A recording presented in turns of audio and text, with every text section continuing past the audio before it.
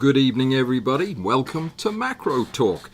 It's Tuesday, the Tuesday before Thanksgiving, November the 26th of 2024. And today I'm going to be talking a little bit about the past year, about stuff that's happened, stuff that's come out, stuff that I discovered, stuff that I built, all kinds of things. Just interesting stuff from this last year. But I also want to hear about your interesting stuff. So if you would be kind enough to just jot down in the chat, what was the most interesting or exciting or different thing that happened to you, or you discovered, or whatever, popped into your life in the macro world in the last year or so? Love to hear about that. That will help me know you better, and you'll certainly know a lot of what I like after this. There's a lot of great stuff has happened this year. It's been very exciting. Before I get too far into this, there is not going to be a live stream on Thursday, Thanksgiving Day. That's a bit of a shame. I always try to do one because I know some people don't have anywhere particular they're going that day and appreciate having the hour or so to chat. But I don't think I'm going to be able to do it because I'm traveling, I'm driving during that whole period of time. I'm going, I don't know how far I'm going. It's to another state called Indianapolis, I think is the name of the state, something like that. And I've got to go there and come back before the lights go out because of bad eyes, you know. So anyway, that means I'm going to be driving during the live stream. But you never know. If something happens, then if I can find a way to get on, I'll be on. So if you're bored to death, check by just in case. A huge thank you, huge thank yous to lots of people, because there's lots of people doing lots of stuff to help. The folks working on the project, the walls project, to get the essentials put together, that's going great, and I appreciate everybody's help. Big thanks to AWPhotography. I believe that is the correct way to pronounce this Greek gentleman's name. He stepped up and said that he would send me one or two of his Shibuya lenses, the new objectives that everybody is interested in knowing more about. I told him not to because it would have ended up costing more to ship it to me and then me to ship it back to him for me to do the review. That would cost more than buying the objectives. That's how bad the postage has got for international. So he's not doing it, but still very grateful to you for offering, sir. I really do appreciate it. One way or another, I will get my hands on one or two of these lenses and we'll test them. The company has tentatively said they're looking into the matter, which I think was business talk for, they'll probably do it eventually if I keep bugging them enough. So I'm going to keep working on it. I know a lot of you want to know before Christmas, in case maybe Santa drops one of these things off. You want to know whether or not it's worth doing, and I really can't tell you. All I can say is that the pictures that I have seen so far that owners have sent me of pictures taken with these lenses, some of these lenses, are pretty spectacular. And that's a very promising thing. So we'll just have to wait and see. I'll keep poking Shibuya and see what they say. Okay. There is a bonus this weekend because of not being able to do the live stream. I am going to be releasing the second part of the Lester Lefkowitz interview. It wasn't really the second part. It was a whole separate interview where we talked about volume 2 of his book. And it's a cracker. I thoroughly enjoyed it. It was long enough ago that I don't remember half of it, so I'm going to be editing it the next couple of days. I think we agreed that it would come out on Tuesday after Thanksgiving. Don't hold me to that. I would open my calendar and look, but that might crash the computer. It's struggling right now, so there you go. What I'm going to do then is talk about stuff that interested and excited me in the last year, stuff that opened up new avenues to explore, or new equipment that has changed the way I do things, all that type of thing. So if there's anything that you think was particularly memorable for you this year, yeah, maybe you got a new camera, maybe you learned how to do something completely different that you'd never thought you'd do, maybe you got into microscope objectives for the first time. Whatever it was you did, let me know, and I'll just continue to tell you about all the wonderful things that have happened to me in this last year when it comes to macro. I'm going to start with something. These are not in any order, by the way. They're not in any order at all. They are in the order that they popped into my head. Many of you know that I have a good friend who's in this line of work. He's a computer scientist and a bit of a genius. He's the guy that wrote Xerine Stacker. Rick is his name, Rick Littlefield. And one thing I hardly ever talk about, and I really should, is what a prolific writer he is. He's always writing articles and posting them over on PMN, Photomacrography.net, and I'm sure that Amy, hopefully, or Alistair will put this in the chat. It's Photomacrography.net, and it's probably the greatest single resource for macro photographers in the world after me. No, that I added that last bit myself. No, it really is one of the ultimate go-to sites. If you have a question that you just despair to get answered, if you go over there, somebody over there will be able to answer it for you. There's a lot of clever people over there. Anyway, Rick posts over there all the time. It's his website. I mean, he probably should do that. But most of his stuff is really so clever, and some of it's a bit esoteric, like what I'm getting ready to show you. But what happens is we meet on Wednesday nights. We have now for, I think, a couple of years. And we meet for several hours to talk about photography and science and all the things that interest us. And very frequently he'll share with me pictures that he's excited about, that he had taken during the preceding week, and is planning to show on PMN. And for once, I'm going to remember to actually show one of the pictures he showed me last week. It's actually 3, and I'm going to show it to you from PMN. I just am going to pull the site over and let you see the pictures.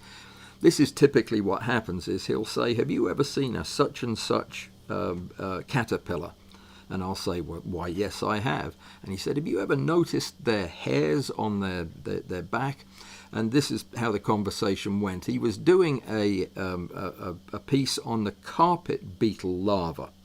Do you know what that looks like? I'll show you. Let me make this picture a little bit bigger. The carpet beetle larva is one of those nasty little critters that's not very big. Carpet beetles aren't very big. By the way, if you have spectacles, stereo spectacles, they're probably not going to help you, actually, come to think of it. These are backwards. But if you're cross-eyed, you're good to go. This is a carpet beetle right here, or their larva. And this is one of the things you really shouldn't touch, because the tufts of bristles up around here tend to make your skin very upset. They stick in your skin and they itch. That's the kind of thing that, well, there's the other tuft right there. And this is the kind of thing that will fascinate Rick. So he plucked a couple of these out of a poor defenseless caterpillar like this, and looked at them under the microscope. And this is the picture that he got. And if you can see stereo cross-eyed, this is definitely worth doing. I'm supposed to now take this over and switch sides in Rick's online side swapping app, but I've forgotten how to do it, so I can't. But if you can see in stereo, look at these remarkable structures. These are the hairs, and they're tiny little segments that look like maybe little balls on a rope, and then this bullet-shaped thing at the end. And you think, well, that's fascinating, but not much more to be said about that. Well, that's not so. When you get in a bit closer, this is what you see. And I told Rick when he showed me these pictures that these were quite possibly the nicest photomicrographs or microphotographs, no, photomicrographs that I've seen this year. They're absolutely stunningly crisp and clear. These are those hairs that we were just looking at. And what is fascinating is that these actually are like harpoons. These are made up of sharp, serrated petals that open up once this thing punctures your skin, and they don't come back out again, because these things, which also blossom out to the sides, hold the jabby bit in your skin. If you want to see more about this, and you do, you want to read the article, go over to photomacrography.net and search for defensive hairs of carpet beetle larvae.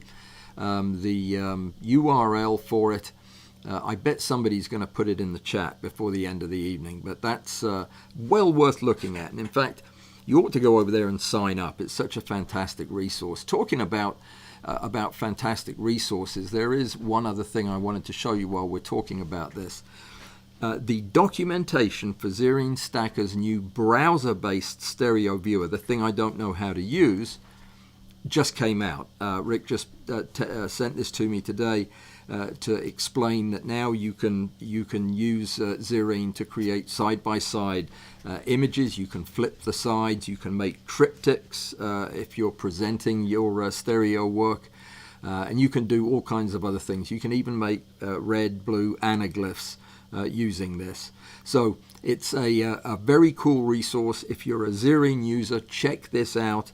I will learn how to use it before the next time I come on, so that I can flip the sides of one of these pictures quickly without looking like an idiot. But anyway, that's another cool thing that's happened this year. Let's get back to what we were talking about. So the stereo viewer and the ability to switch back and forth on sides is actually something that I end up needing so many times you'd think I'd have learned it by now. But I will by the next time we use it. So what else has been cool this year? Probably the biggest thing that's had an impact on my photography in the last year was the discovery, thank you to Robert Wester for this, who's here tonight, of the public auction, or the government surplus auction. They go by lots of different names. But that has proved to be truly the only way that I have been able to get a microscope for the business, as well as a high quality camera stand for my static shots. It's been an amazing resource. It's a tremendous amount of fun. I've been raving about it to anybody who'll listen, and it was definitely a highlight of the year. With a nod to Robert, he did tell me about this like 15 years ago, and I just never took the time to really sink my teeth into it like I did this year. But it's definitely worth it. $200 microscope that's bigger than I am, that's worth it all by itself. We're going to talk more about my microscope later on. In fact, let's do that now. I now have an inverted research microscope. Inverted because the light goes from the top to the bottom, and you look into the bottom with your eyepieces. It's upside down because it's mostly used in research. It's mostly used for tissue culture, that type of thing. It's an old microscope, but it's only ever been one place. It was bought by the University of Iowa, and then it was bought by me. They paid some $25,000 for it. I paid $220 for it quite a while later. Works beautifully. I've done a lot to update it and fix it, put new adapters for slides and all kinds of things on it so that it works for what I want. And I could not be happier about this device. I have lots and lots of really cool video that I will be showing in the coming weeks. I was hoping to show you a couple of clips tonight, but honestly, I have not had the time. It has been a very hectic week. I will, and I'll put it together into something palatable that you can watch. I've seen creatures that I don't know even what they are doing some bizarre things under the microscope, and I've recorded all of it. So be on the lookout for that. This has really changed the way I think about macro and I think about imaging. The pictures you can take with this microscope are on a par with the pictures that you can take with your camera and lens setup on your rig. And that's really important to me. I had no idea it would be that nice. So that's the Nikon AWPhot. If you're in the market for one, yeah, get in touch. I'll tell you how to get one cheap. Another thing that has come up this year, also related to the microscope, but it just was another one of those things that somebody showed me, and I believe it was Graham Carey, showed me a photograph of a, what was it, a Portulaca seed. And ever since then, I've just been going nuts with these seeds because they are so much fun to photograph. And I've got all different species now, and I've photographed tons of them. And that was a great find. This is one of the reasons I love macro more than almost anything else, is what you guys discover and what you guys turn me onto is so unpredictable. I don't know what Rick is going to show next in his writings over on PMN. I don't know what Graham's going to photograph and post. But I see these things and I just have to go chasing after it. Friend of the show, who is the friend of the show? I know I have a friend of the show. I'm Alison Pollock, who is once again a winner of the Nikon Small Worlds competition. She's one of the leading slime mold photographers on the planet. Won with a seed. She photographed a seed. It was a seed of the Selene plant. And I photographed it too. I could show it to you if I knew where I'd put it. Let me see if I can find it while I talk. It's such a stunningly attractive seed, and the one I found was odd. It wasn't like the one she took. So let me see. Where would I have put it? Possibly there. Nope. Hang on a sec. I have a little file called Live Stream Assets, where I put the things I'm likely to forget about. So let me see. I'll tell you what. I'll give you something to laugh at while I look. This is very important piece of knowledge from a roadside sign. Let me move the rest of my papers out of the way. Don't you think education is important? I think it is too. So what was I doing? I was looking for that picture of the seed. Hang on a second. It is a beauty though. And yeah, I'm not sure I'm going to be able to find it at such short notice, but no, it doesn't look like I am. How embarrassing is that? The name of the seed, oh, I did find it. Okay, all right, good. So this is the seed that has been so exciting to me of late. It's a blue Selene seed. You can see how similar it is to the Portulaca. But I would never have known about this had Alison not shared it in a meeting the other night. And I just love these things. They're so nifty. I've got one other picture of one that's a bit redder. But also, no, it's not. It's really pretty much the same seed, I think. Looks like, yeah, not sure what it looks like. So seeds, that's another great thing. We're going to be looking at... hang on just a second there, guys. I think... There we go. I got so many buttons on my desk I didn't know what to press. Yeah, we've got a few more seeds we'll look at later on. A couple of weird things. Something else that happened that has been a big change for my photography was running into or being introduced to a famous sculptor and artist who happens to live in this part of the state. And I've been working with him on a couple of projects that are going to be super exciting when they come to fruition in the coming months. Can't tell you what they are. They do involve insects, and one of them involves, believe it or not, a seed.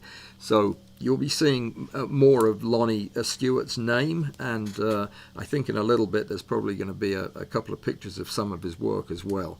So that has been a huge impact on what I'm doing, because it's an opportunity for me to actually focus on doing this stuff instead of just talking about it, which is a lot of what I do, obviously. I guess I can give you a little hint. No, I can't. I really can't. I'd get in trouble if I did that, but it's going to be good. Did anybody happen to read the article that I posted? As you know, I post a blog post every Monday, and in that I give you the links, tell you what's going on, and talk about what we're going to be discussing in the live streams. And last night I wrote a very short article that came out of nowhere, and I was actually planning on posting it in that blog post today. But I had second thoughts about it because it wasn't exactly a warm and fuzzy piece, and it could have been taken the wrong way. So I didn't put it in. Instead, I put it on my website as a separate article. It was called The Other Thanksgiving. And it's possibly worth your reading if you have an open mind. And if you care about things that went on in the past that we may not understand as fully as possibly we should. I didn't think the blog post was the right place for it, but I did post it on the same page. I was asked a while ago if I would please remove the plog from my website, which is confusing because we don't use it anymore, which I did, and also change the name of my blog page to blog instead of articles and videos. I did that today as well. So if you go to my website, www.alanwallsphotography.com, the third item on the top of the menu is the blog, and that's where all my articles are. That's where this article about Thanksgiving is, as well as the blog post for this week. Just thought you should know that. Another big thing for me this year that was something I've always wanted to do, haven't ever really had the chance to do, and just made happen this year, and I'm so glad I did. And that was our first annual macro picnic. I was very lucky to have a fantastic group of people came from all over the place to spend a couple of days eating and making merry and going out in the woods and taking pictures and talking about photography. And I had a blast. It was a really, really good time. I couldn't have done it without Laura, who did all of the arranging and organizing and just made the whole thing come together. And of course I couldn't have done it had you guys not got in your cars and driven hundreds of miles, in the case of Alan Rechtenwald, who drove from New York to come to Peoria for the picnic. So cheers. That was a wonderful experience. And I felt more connected than ever to all of you through that. We are going to do this again. We have one coming up in the UK next year, which is going to be a lot of fun. That's going to be in the borders of Scotland, out in Dunbar, I believe is where we're headed for. And that's something that we'll be talking about more. But that I'm looking forward to it. I know a lot of you, a lot of the folks who listen on Thursdays anyway, are based up north, so that'll be wonderful. Another thing that has impacted everything I do since the day I started doing this has been the presence and the involvement and the support of my Patreon supporters. I couldn't do this without you. You know that. When things were even slimmer than they are now, I couldn't have done it if you guys hadn't carried me through. So I really, really do appreciate you and having you there and all you do. I don't do enough for you, and that's something that will be changing this year. But I do appreciate each and every one of you. Another thing I appreciated was getting a chance to work with Leoa. And in the course of doing that, I have become something of a convert to the 2x magnification, completely manual lenses that have been the stock and trade of the Leoa company for the last few years. Thank you to a very generous donation from Susan Seaford. I now have the 90mm 2x macro f2.8, which is a fantastic lens. It's great in the studio, it's great outside as well. I just love it. Beautiful lens. I also got to experience, of course, the Oregon. That wasn't really this year, it was the year before, but that has been an experience too. It is an entry device for individuals who want to do high magnification photography and have the cameras and the inclinations. They just don't have the $4,000 to get a couple of objectives. That may be changing with Shibuya in the coming months, I don't know.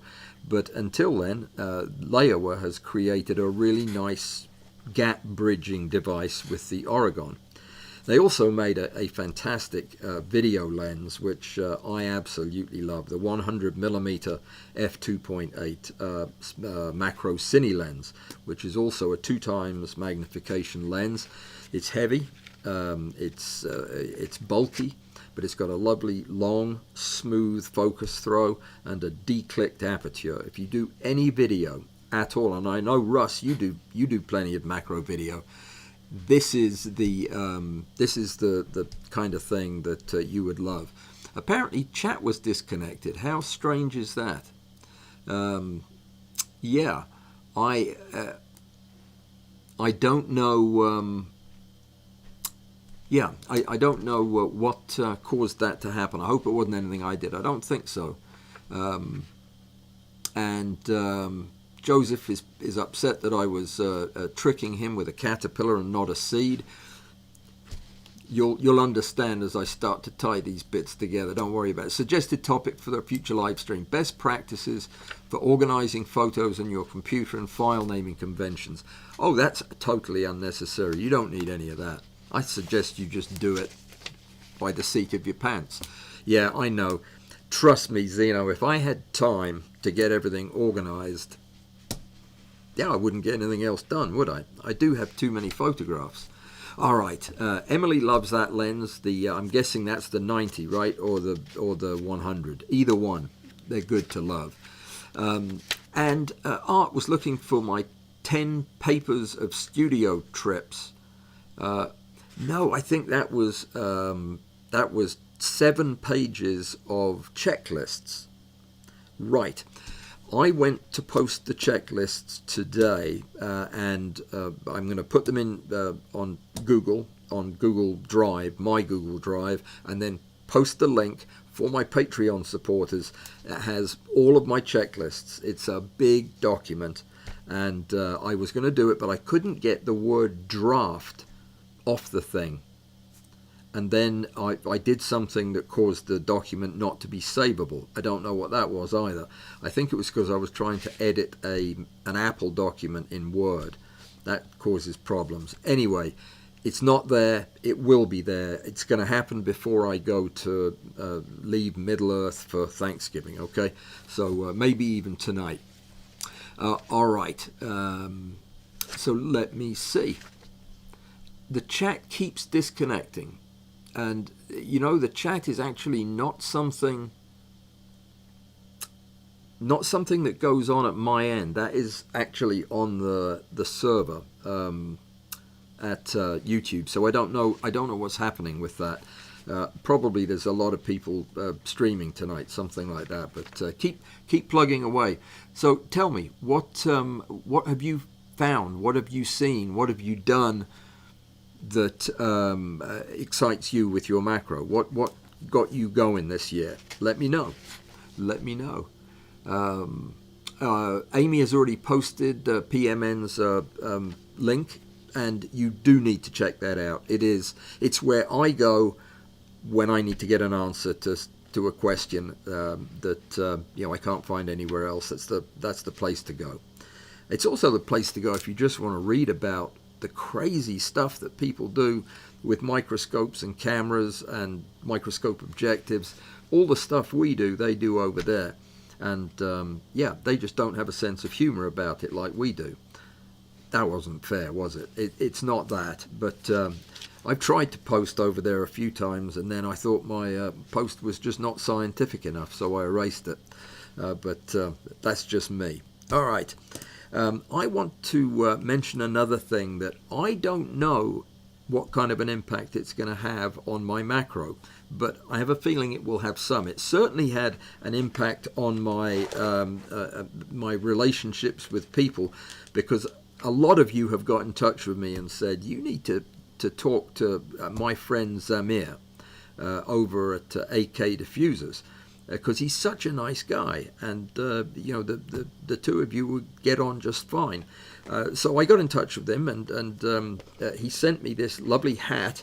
It's very uncomfortable, but he's going to send me a diffuser at some point as well. But no, this is it. This is the AK diffuser, all set up for one of my flashes. And, I haven't taken a picture with it yet because I have not had a chance. I've been too busy. But I'm going to be checking this out and doing a review for Zamir. But while I was putting the thing together the other night, fortunately I have a degree in advanced physics, so I was able to figure out how to do it. But I was putting it together and I had this genius idea. Everybody's told me Zamir's a nice guy, so I got in touch with him and said, I'm doing a review of your diffuser. Why don't you just come on the program and you and I can talk about it, and we'll get it straight from the horse's mouth. So that's what we're going to do. I'm going to review the device, and then I'm going to have Zamir on and we're going to talk. So a lot of you are excited to know this guy and have worked with his company, and I guess 100 of you have told me that this is a good product from a good organization. So we're going to be talking to him. It'll be after the holidays. I don't have time to set it up before then, but he and I will chit chat about macro and diffusers and all that kind of stuff. So yeah, if you think that's a good idea, give me a thumbs up. That way I'll know you thought it was a good idea. And yeah, I've already talked about the checklists. The checklists of which we speak are a document that I took probably a year to write. That's because I'm busy with a lot of other things. It's not because I'm that slow a typer, though I am pretty slow. It's a complete set of checklists for everything from prepping your insect or your non-insect subject to the shoot, to setting up and breaking down the studio, even to putting your studio to sleep for a period of weeks or months. All the things that you need to know to have the same workflow that I use, at least the most current one. Now, this was something I did for my Patreon supporters, and that's the way it is for right now. The Patreon folks have access to this, and it's the most current version. As soon as I figure out how to get the draft Word off of it, and then at some point in the future, after a suitable amount of time has passed, I'm going to have these things laminated and sell them as a set of laminated cards that you can put in your camera bag or in your studio to use if you so desire. They'll only cost a couple of bucks or something, but it would be that's what I plan to do, just so as you know. If you want them now, come over to Patreon, and otherwise just wait a little while. I told you Lester was coming on, right? We have a competition that is going to be... the competition is on my list of important things that have happened this year. Not because the competition is new, we've been doing it for ages now, but because the quality of images has skyrocketed. The number of participants has continued to increase, and I've got more and more people involved in it, in the judging as well as participating. Now, this November and December, we're doing a 2-month-long competition where you have 3 wild card entries, any 3 macro shots you want, and we have prizes just draped over the rafters in here. I've got loads of prizes.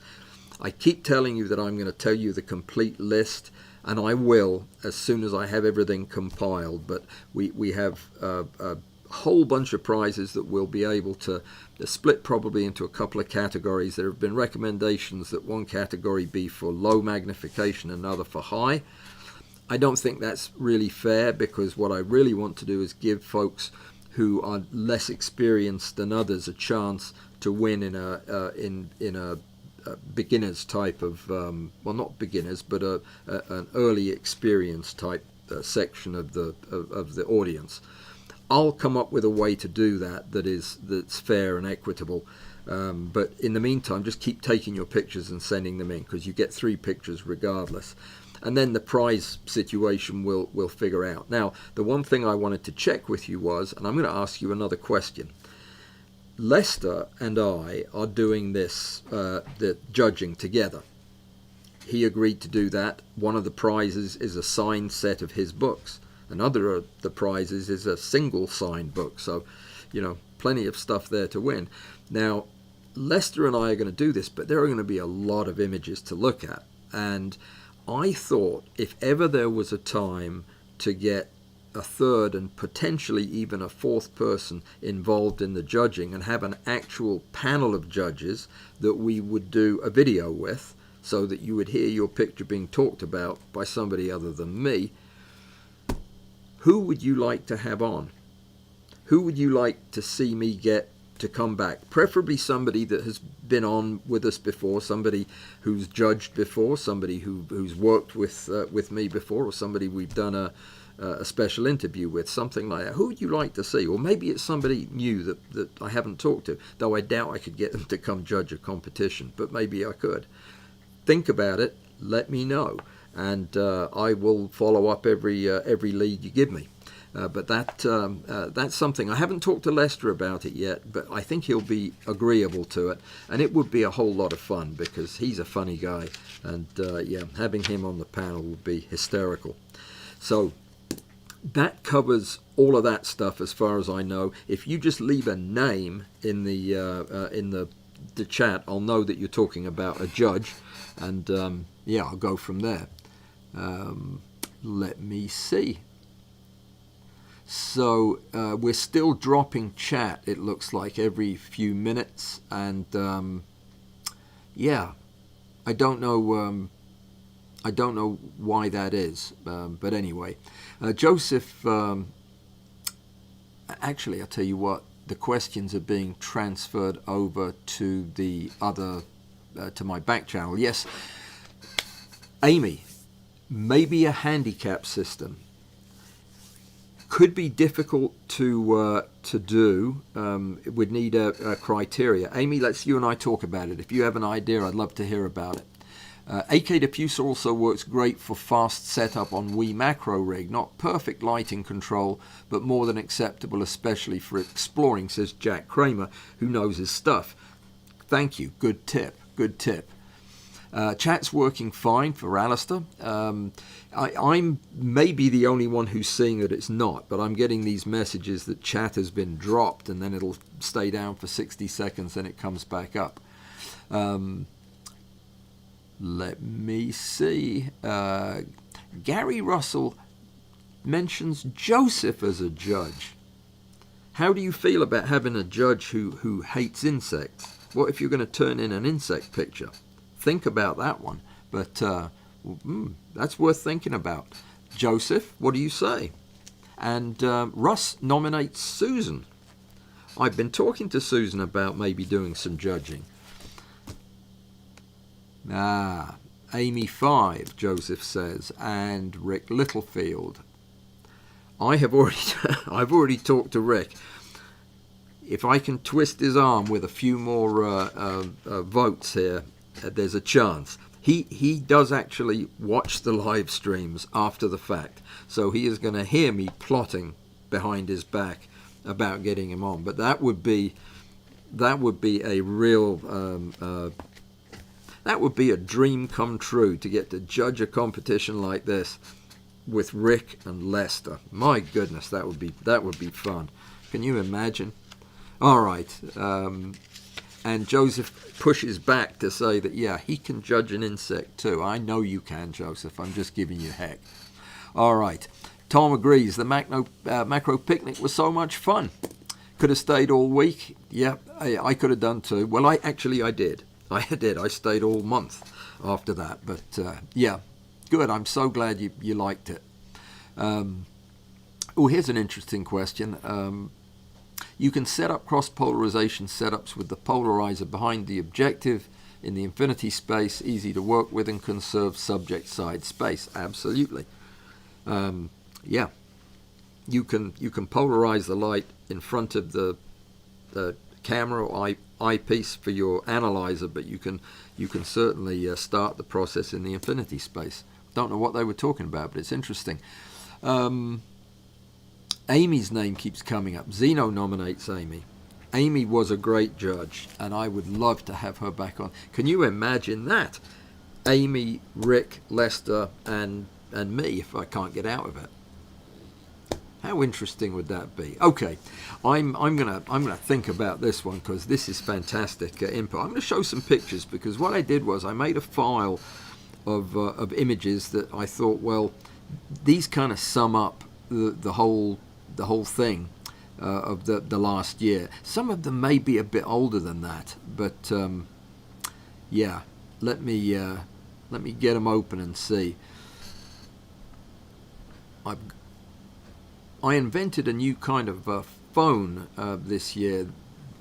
Somebody said that it had already been done, but I call it the iPhone, and I don't think it has been done. And that was a high point of my photography career this year, coming up with the iPhone.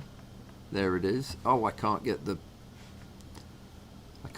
page to get any bigger. There we are. That's better. Let me see. So let me go through some of these pictures, and it'll be pretty obvious. Now, I know that this wasn't last year or this year that this arrived in my life, but it was this year that it took off. And I don't know how I survived in macro photography without a 3D printer. And I love my Prusa.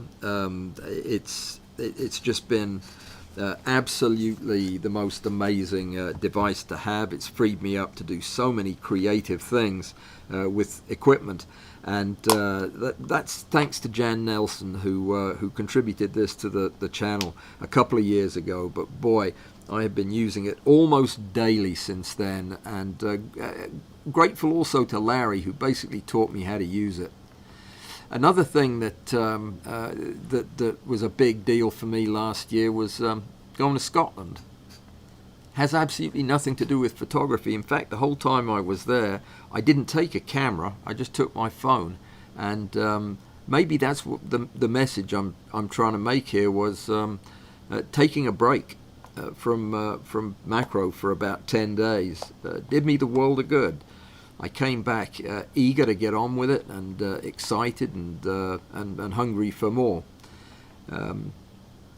I don't know what this has got to do with it either, but I was in Iceland, which is an inhospitable place, except for the battleships. They have lovely, or whatever kind of ship this is, I have no idea. But wasn't it pretty? Yeah, it's a great place. Don't go there unless you have very thick skin and lots of warm clothes, because we were there in the summer and it was absolutely just awful. They do have the best statues in the world, though. And this was one of the only other photographs I took. I don't even know what that's supposed to be, coming out of that Iceland egg. But yeah, it's a spiky thing. Why did I include that? I don't know. I know why I included this. Have you ever taken a picture with an M-plan apochromatic Mitutoyo 100 times objective? If you have, well done you, and if you haven't, you probably don't want to. This is the hardest lens to take a picture with. It doesn't have much by way of working distance, and yeah, it's a beast to get a clear picture with. But I had it for about 5 days while my friend Dennis was down for a workshop. And I thoroughly enjoyed using it. Actually, it was a real experience. Now I'm hoping that the new Shibuya 100, and they also have high definition 100, hopefully they'll be as usable and a little less expensive.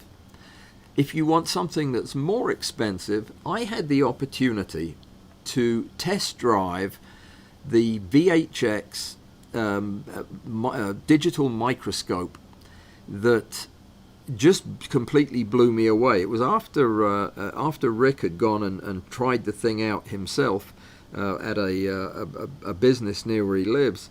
I called the company and said, hey, I'd like to see one of these things too. So they came out to my house with it in the car. This is something like $90,000 worth of microscope and computer here. Doesn't look like it, does it? But my goodness, this thing is amazing. It's fully automated and it takes lovely pictures, and I will never own one. But it was nice to see that they exist, and you know, if you ever get a chance to try one, do it. Last year was the first year that I actually found an interesting slime mold when one fell out of, well, it fell on a branch, a big, massive branch during a storm in front of my front door at my house in Florida, in Alabama. And it would have killed me if I'd been underneath it, but it had 2 different slime molds on it.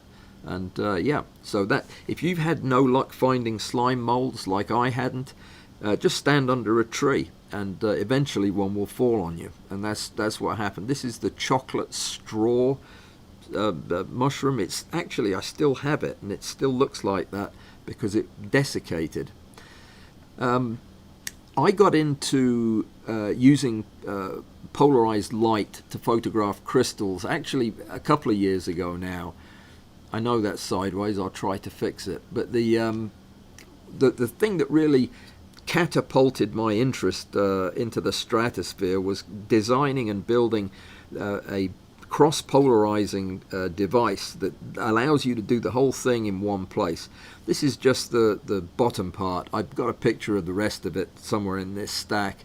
But all it is a light and a switch and an LED panel that gets really bright, and it shines up through the various polarizing and retarding plates so that you can put a crystal slide in there and view it and photograph it to your heart's content without having to do a big setup. So yeah, making this just made crystals a whole lot more fun to photograph. And yeah, I've made a few of these for other people, and I'll probably make more if I ever get any more filament. So that's the deal there. And you know what? I haven't heard if anybody. Oh, there is another picture of it. I haven't heard if anybody is actually using theirs after I sent them out. I'm sure they are, but that's the thing. It's fairly big. It looks much bigger here because of the way I'm holding it, but it's got trays in which you put these circular adapters that hold either your slides or pieces of glass or the polarizing plates or the filter, the diffusers, whatever you need to put in, and these little doors open up and the thing locks so that they don't fall out. And that's all there is to it. It's not exactly rocket science, but I loved using mine. Now I have a microscope that does it, so I don't use it quite as much, but I am going to be posting the plans at some point. I've got to clean up the code though, so it makes sense. Another thing, this links back to the auction I was telling you about. I got a real camera stand this year. This is the first time I've owned anything anywhere close to this nice. It's from Holland. This one's called a Cambo camera stand. It's a counterweight device that you can put a medium format camera or 2 on the end there, and it'll counterbalance perfectly, and it's great for product photography. I love it. The only thing I've really used it for since getting it was to bash this big knot on my head when I walked into it the other day while setting up the studio. That was extraordinarily uncomfortable, but haven't had to use it for anything else. If you've got $15 or $10 burning a hole in your pocket and want to buy something for your macro stage, I could not more strongly recommend anything than this device right here. Not this one. This one stinks. This positioning lifting table. It's an XYZ table. It looked great in the pictures. It does not work well at all. It's catchy and sticky and hard to turn the handles. It's a piece of rubbish. May try to put some good bearings in it and rehab it, but for now it's not much good. This, on the other hand, is another one of those things. I can't believe I've gone so long without having one. This will hold something like 25 5-volt plugs for all of your DC, USB powered stuff on your rig. So I can charge all my flashes at the same time. I can run all my stationary lights at the same time. It's a really handy gadget, and it can handle up to, I think, I can't remember, 20 something watts or 100 watts. 100 watts, I think. It's a lot anyway. Lots of power. Very handy. Recommended highly. Let me see. You know, I was talking earlier about my friend Lonnie Stewart. This is his studio, and if you're ever in the Peoria area after, say, June of next year, you need to drop by and see the incredible 13-figure exhibit that he's going to be putting up in the museum there. All of these are in the process of being made out of bronze, and that's what he does, is he sculpts these things out of clay and then casts them in bronze, and they are absolutely beautiful. I mean, he's finished about 3 or 4 of them already, and he's been working on this project for years. So definitely something that I will photograph and show you guys as they get completed. See that picture right there? That was given to me. I don't have it here right now. That was given to me as a gift by Lonnie for the work we're doing together. It's an absolutely lovely frog-leg beetle that he has inlaid with gold leaf on parts of the beetle. It's just stunning. Can't wait to show it to you. So let me see, what else do we? Oh, I do have a picture of the man himself. This is Lonnie Stewart, and that's what he does when he's. That's how he sculpts stuff. He just rubs it with his thumb. I think that's all he does. I don't know. I don't know how to sculpt anything, but I told him that this would be better if the man had a head, but he seems to have a plan for it. But there you go. A remarkable place, this studio. I mean, it's just so intense. All of the art that's going on in one little place. Talking about intense, this is my Diaphot that we were talking about. I was talking about. It's quite a piece of equipment. I've talked about it a lot, probably too much. I won't go on. But one of these days I'm going to show you all of the pieces that I made to add to its functionality. But we've already talked about it enough for today, and there's more to cover. I'm enjoying very much using my newly designed lens hood. This is copied largely from the work that was done by Bud Parrott, who came up with a really nice lens hood, and I added a couple of embellishments to it. And this is a really great way to get high quality pictures at high magnification without getting a lot of internal reflection and fuzziness in the pictures. This is one of those seeds, by the way, one of those gorgeous gigantic seeds that are not actually gigantic at all. That's all there is to it right there. And yeah, you need a hood if you're going to be doing that. Looks like I do actually have one of the pictures of the gadgets that I made for my microscope. This is a replacement stage so that I could actually use cover slips without slides. The reason for this is I have a high power finite objective that is not designed for long working distance, and that's what you need with this inverted microscope. So I had just adapted the stage so that I can use that objective with this setup and get perfectly good photographs that way. That was quite clever, I thought. Again, this might have been slightly more than a year ago, but this is the best lens system I've ever used for landscape photography, which I do as a hobby when I'm not doing other kinds of photography. This is K&F Concepts filter setup that has a circular polarizer, and it takes these slide-in horizontal filters that are absolutely gorgeous, no color cast or anything. I love this thing. Haven't ever really talked about it since they gave it to me for Christmas last year, and I love it. It's a really high-end piece of gear, and it's not that expensive. So I was just trying to think of things that were fun. Of course, we've already talked about this thing, and you know how much fun that is. Those of you who have the Oregon will tell you. You may have seen the video that who was it put out a video just recently using the Oregon. I can't remember who it was, but it was it's a great system. It really is. It's very flexible, and it's a perfect way to bridge the gap between camera and microscope. Let's see. I don't even know what this is. Oh, jeez. Yeah, I had to open it to see. This is the infamous Insects in Flight and Drive Allen Insane machine that finally started to work this year. That's why I'm showing it. It's taken 2 seasons to actually get the thing to work, and it was really not the thing that wasn't working. It was me getting it to the right place where the insects would fly through the triggers. This is for photographing insects as they fly by, and it's a pretty spectacular piece of engineering and a lot of fun to use. Thanks again to Jan for the generous donation. A lot of fun, and it's made for a lot of good videos too. This was also not exactly in the last year, but it is the best camera and the best macro lens, or the second best macro lens I've ever owned.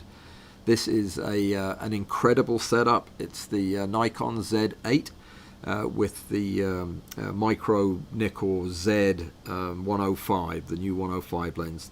Together, these two are unbeatable. And believe it or not, as gorgeous as they are, it's not even my best Nikon lens. The same donor also provided the business with this incredible Micro Nickel 200mm, one of my favorite lenses of all time. It's seldom off my rig. I use it as my relay lens for most of my most of my objectives. So that is just about everything. No, it's not. This is the best motorized rail that money can buy. It also never leaves my my platform, though. It drives, instead of a camera and a lens, it drives an outrigger platform, the type that was designed and actually sent to me by none other than Graham himself, who designed the platform that I use. I'm looking for a picture of it. Here it is. If you thought I was stalling, that's what I was doing. I was stalling. This is one of the iterations of that, driven by the rail, a separate platform. This is the best way to get stable pictures. If you want something that basically does away with any kind of side-to-side rocking, this is the way to go. I'm still using the same platform, and it's been a while now. Let me see. There is another rail that you need to know about. Maybe you own one, maybe you don't. If you're thinking about it, it's the best manual rail that money can buy. This is from Novaflex as well. It's the Castell M, and I had this for a couple of months actually, and I absolutely loved it. The perfect accompaniment to one of the 2.5 to 5x magnification lenses, or even a 5x objective in the field. It's easy to use. It's just beautifully made, absolutely gorgeous. My favorite stamps of the year, though I may be wrong, they may have been the year before. It's this, Life Magnified. If the post office still has them, they are the best stamps I've ever seen, and I've got 2 sheets of them. So maybe that will be a prize for the big competition, a macro sheet of stamps. But I don't want to give it away. Well, I'll give one of them away. That's what I'll do. A sheet of macro stamps. That's worth entering for right there. Now, I was just going to... No, I'm not going to show that picture because I just realized it's blurry. I can't do that. Are you in the market for the best computer for editing photo and video? There it is. Apple Studio. It's the best. Mac Studio. Love this computer. It is absolutely fantastic. I do all my editing on it. That increased my throughput with focus stacking about 100%. I doubled my throughput after getting that computer. I think I'm out of pictures. There's a flash system that is worth mentioning. You hear me talking about MF12s all the time. I don't think the MF12s are the best flashes on the market for field macro photography. I think these are. This is the A1C1 from, is it R1C1? R1C1 from Nikon. These are Susan. She lent them to me to review, and these are fantastic. They give the smoothest, most even light in the field, and the diffusers are incredible. But the best thing is the ITTL metering actually works, and these produce consistently superb pictures. I love these. One of these days, one will show up in an auction, and I'll get it for 7 cents. Until then, I'll just think about it. Last thing, if you're in the dime store or dollar store, I guess now it's the $10 store, and you come across one of these plastic houses, buy it, go get some moss and stones and chuck them in there, and put the lid on and seal it with tape, and don't ever open it again, and you will have an endless supply of springtails and other crazy little insects and bugs that will take up residence in there. My terrarium is upstairs. It's been going now for 6 months without me doing a thing to it, and it's vibrant and green like a jungle in there. That has been so much fun too. So that's all the stuff that I could think of, all in 1 hour. The things that have been fun and exciting this year. I cannot wait to see what next year has in store, but we're not finished with this year yet. So let's get the competition done. Let's see if we can talk these judges into coming on. Let me see if we have an actual final tally on whose arm I need to twist. Ogilvy, can you ask Ogilvy? How rude. Can you ask Alan if he uses the 200mm Nikon with most objectives? Which objectives does he not use it with? I use it with all my 200mm objectives. So I use it with my Mitutoyos. I use it with my Nikon CFI Plan 10X. So I guess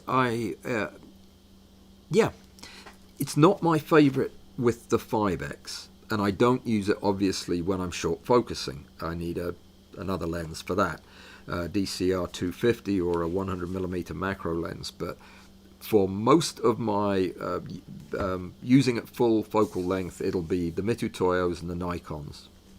So most of them, yeah. Most of them in most circumstances. Take a break from the judging so you can enter the contest yourself. That would be fun.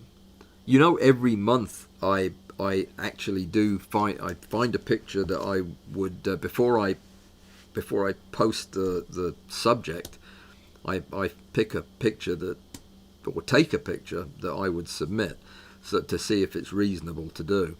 So yeah, I'd love to enter it. I don't know how that would work. I really don't. I don't know who would do the judging. Somebody has to crack the whip. I'll think about it though. I may do it anyway. I may enter it and then show you the pictures at the end just to see, or I'll mix them in and not tell you that they're mine and see if you like them. Yeah, I'll think about it. Worse than the 100 Mitutoyo, says Joseph. What is? Another vote for Rick Littlefield. And Joseph goes on to say he's got a Nikon 150x CFM Plan APO, truly difficult objective to work with. What's the working distance on that? 0.5 millimeter, 1/3 of a millimeter? Yeah, I believe that would be hard to work with. I bet you've got a heck of a selection. Look, guys, we're out of time. I will not be here on Thursday. I will be giving thanks for the snowstorm as I drive to Indianapolis and back. So I will see you on Saturday, After Stack. Do you know what we're doing in After Stack? this week we're doing the custom brush. Look at the blog post and you'll see what my beard looks like after using my custom hairbrush. It's shocking, and that's going to be a lot of fun. If you don't know how to make and use a custom brush in Photoshop, it will be worth an hour of your time on Saturday to drop by or watch the video and learn, because you will have so much fun putting hair on things. No joke. Thank you guys. If I don't see you before, I wish you all a happy and safe Thanksgiving holiday. If you're over here in the US, if you're elsewhere, I wish you a happy and safe Thursday. And I will see you on Saturday. Until then, take care and stay safe. Be well. Thank you, Alistair. Thank you, Amy. Thank you, Bud. And I'll see you guys soon.